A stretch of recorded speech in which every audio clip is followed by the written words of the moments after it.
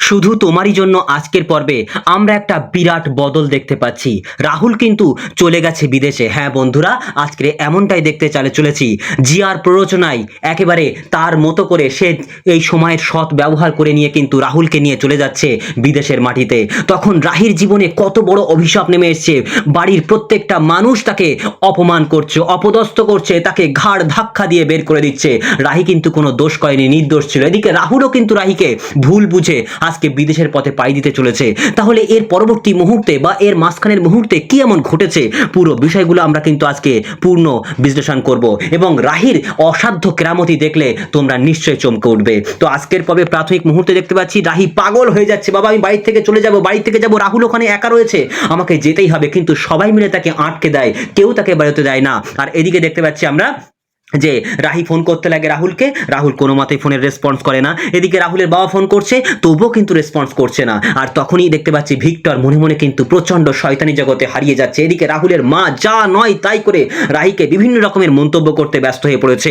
আর এদিকে দেখতে পাচ্ছি যে রাধু, সেও কিন্তু বাজে বাজে মন্তব্য করতে লেগেছে যে কি হয়ে গেল, কে করলো এই কাজটা, কে এত বড় বদমাইশি করলো, শয়তানি করলো, কেউ কিন্তু কিছু বুঝতে পারছি না। এদিকে রাধু তখন বলতে লাগে তুমি একটা এনার্জি ড্রিঙ্ক খাইয়েছিলে তাই না, ওই এনার্জি ড্রিঙ্কের দ্বারাই কিন্তু এরকম একটা হয়েছে। আর অন্যদিকে আমরা দেখতে পাচ্ছি যে জিয়া মনে মনে প্রচন্ড শয়তানি জগতে হারিয়ে রয়েছে।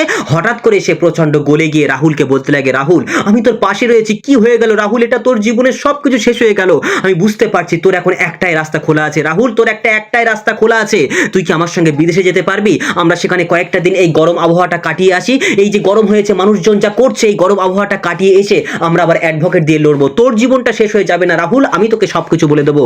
তখন রাহুল বলতে লাগে না না না, এটা তো পালিয়ে যাওয়া, এটা আমি করতে পারবো না। কিন্তু জিয়া বলতে লাগে বাইরে কি হচ্ছে তুই একবার আন্দাজ করতে পারছিস? এই বলে কিন্তু তার ফোনটাকে খুলে দেয় এবং ফোনের মধ্যে দেখতে পাচ্ছি যে রাহুলের বাবা বেরিয়ে এসছে এবং বাবার গায়ে কিন্তু মানুষজন হাত দিতেও কিন্তু কসুর করছে না, সে প্রচন্ড কষ্ট পাচ্ছে, যন্ত্রণা পাচ্ছে। তখন সেখানে জিয়া বলতে লাগে এক কাজ কর রাহুল, তোকে সিদ্ধান্ত নিতেই হবে, আজকে তোর জন্য তোর বাবা পর্যন্ত গেছে, ও তোর গায়ে হাত, তার গায়ে হাত তুলেছে, আর তুই গেলি তাহলে তোকে কি করবে, কতটা মানে ভয়ঙ্কর হয়ে রয়েছে জনগণ, তুই বুঝতে পারছিস? তখন সেখানে রাহুল গলে যায় আর বলতে লাগে জিয়া জিয়া জিয়া জিয়া তুই একটু ব্যবস্থা কর, একটু ব্যবস্থা কর, একটু ব্যবস্থা কর। তখন জিয়া বলতে লাগে ঠিক আছে রাহুল, আমি এক্ষুনি ব্যবস্থা করছি। এই বলে জিয়া সামনের দিকে এগিয়ে যায় আর গিয়ে বলতে লাগে যে রাহি তোর জীবনটা এমনভাবে নরকে পরিণত করে দিল, তোর পিঠে ছুরিটা এইভাবে বসালো, আমি বুঝতেই পারছি না, মানুষকে বিশ্বাস করে যে এত বড় ছুরি মারবে আমি বুঝতে পারছি না। ঠিক আছে রাহুল তুই এখানে বস, আমি এক্ষুনি আসছি। এদিকে দেখুন রাহুল মনের কাছে প্রচন্ড জবাবদিহির জায়গায় হারিয়ে যাচ্ছে যে সে কি করবে, সে কিন্তু কিছুই বুঝতে পারছে না। সে চ্যাম্পিয়ন, দেশের জন্য লড়ছে, দেশদ্রোহী সে নয়, তাহলে সে কেন পালিয়ে যাবে, কি করবে? সে কি বাবাকে জানাবে? কেন জানাবে? কি করে জানাবে বাবাকে যে বাবা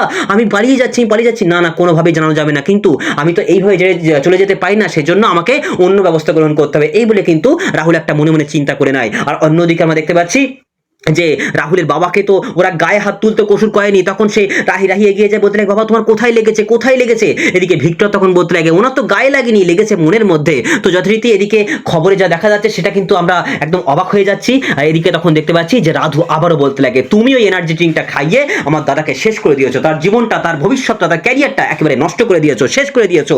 এদিকে তখন ভিক্টর বলতে লাগে হ্যাঁ রাহি তুমি না মানলেও এটাই সত্যি, এটাই বাস্তব, তুমি নষ্ট করেছো, তুমি শেষ করে দিয়েছো, আমার ব্রাদারের জীবনটা নষ্ট করে দিয়েছে। এদিকে রাহুলের মাও কিন্তু বাজে বাজে মন্তব্য করতে শুরু করে দিয়েছে। কিন্তু এদিকে রেমো বলতে লাগে, এদিকে তখন দেখতে পাচ্ছি যে মেমো বলতে লাগে কি না না না, ওই ড্রিঙ্ক তো দাদা ভাই এর আগেও খেয়েছে, রাহি বৌদি তো এর আগেও খাইছে, দেখো কোনো সমস্যা হয়নি তো। কিন্তু কারুর কথায় কোনো কর্ণপাত করছে না, কেউই কর্ণপাত করছে না। এদিকে রাহুল বাবা বলতে লাগে আমি একটু ফোন করি, দেখি ফোন করি তো। এই বলে যেই না ফোন করতে যাবে হঠাৎ করে একটা চিঠি চলে আসে, একটা চিঠি রাহির জন্য, একটা যে রাহুলের বাবার জন্য। তখন রাহি চিঠিটা খুলে অবাক হয়ে যাচ্ছে, সেখানে লেখা রয়েছে রাহি আমি তোমাকে কোনোদিন ক্ষমা করতে পারবো না, তুমি চেয়েছিলে তোমাকে জিতিয়ে দিয়ে আমার জীবন থেকে চুয়ে মুছে যেতে, তাই বলে আমাকে আমার পিছনে এরকম করে ছুরি বসালে। যাই হোক আমি তোমাকে তুমি আমার থেকে মুক্তি চাইছিলে, তো আমি তোমাকে মুক্তিটা উপহার হিসেবে দিয়ে গেলাম রাহি, কিন্তু তোমাকে আমি জীবনে ক্ষমা করতে পারবো না, আমি বিদেশে চলে যাচ্ছি, তোমার জীবনে আর কোনোদিন ফিরে আসবো না। তখন রাহি প্রচন্ড কান্নার জগতে হারিয়ে যাচ্ছে, প্রচন্ড কান্নার জগতে হারিয়ে যাচ্ছে, এ কি হয়ে গেল, এ কি হয়ে গেল। এদিকে রাহুলের বাবাও কিন্তু চিঠিটা পড়ে সেও কিন্তু অবাক হয়ে যাচ্ছে, নির্বাক চলচ্চিত্রের মতো দাঁড়িয়ে থাকে। এই অন্যদিকে আমরা দেখতে পাচ্ছি যে জিয়া ফোন করে দুটো টিকিটের ম্যানেজ করে নেয় এবং পুরো পরিস্থিতিটা কিন্তু সামাল দেওয়ার চেষ্টা করতে লাগে এবং রাহুলকে বলতে লাগে রাহুল তুই চিন্তা করিস না, তুই একদম চিন্তা করিস না। কিন্তু রাহুল বলতে লাগে কেন চিন্তা করবো না, কিসের জন্য চিন্তা করবো না, কি হবে, কিচ্ছু হবে না, কিচ্ছু হবে না। এই বলে রাহুল প্রচন্ড ব্যতিব্যস্ত হয়ে পড়ে এবং তার মনের খাতায়, মনের পাতায় কিন্তু ভাসতে শুরু করে দেয় যে রাহি যাকে সে সবচাইতে বেশি বিশ্বাস করতো সেই তার পিছনে ছুরি মারলো, তাকে এরকম একটা এনার্জি ড্রিঙ্ক খাইয়ে দিল। অন্যদিকে আমরা দেখতে পাচ্ছি যে রাহি বলতে লাগে না না না আমি এটা মানতে পারছি না, আমি এটা মানতে পারছি না কোনোভাবে। কিন্তু রাহুলের মা বলতে লাগে এই অপায়া মেয়ে তোমার জন্য আমার ছেলের জীবনটা শেষ হয়ে গেল। আমি ভেবেছিলাম রথের দিনকে আমার ছেলে আজকে হাঁটতে শেখার পরে আমার ছেলে আমার বাড়ির রথের দড়িটা টানবে, কিন্তু তোমার জন্য হলো না, তোমার জন্য সবকিছু শেষ হয়ে গেল। এই বলে প্রচন্ড কান্নাকাটি করতে শুরু করে দেয় রাহি বলতে লাগে না মা আমাদের ফাঁসানো হয়েছে এতে করে, কিন্তু ফাঁসানো হয়েছে, আমি এরকম কাজটা করি না, আমরা কেউ এরকম কাজটা করিনি। কিন্তু পিসি ঠাম্মা বলতে লাগে না না এই তুই এত বড় মুখে কথা বলছিস কি করতে কথা বলছো অভয়া মেয়ে কোথাকার। এই বলে কিন্তু পিসি ঠাম্মার কাছে পিসি ঠাম্মা বলতে লাগে একদম তুই আমার কথা, তোর মুখ পর্যন্ত দেখতে আমার ঘৃণা হচ্ছে। এই বলে রাহিকে প্রচন্ড জোরে ধাক্কা মেরে ফেলে দেয়। তখন সবাই মিলে সামনের দিকে এগিয়ে যায়, বলতে লাগে কেউ যাবে না, ও ওখানে পড়ে থাকুক। এদিকে তখন রাহুলের বাবা প্রচন্ড চিৎকার করতে লাগে পিসি তুমি কেন এরকমটা কাজ করলে, কেন এরকম কাজটা করলে।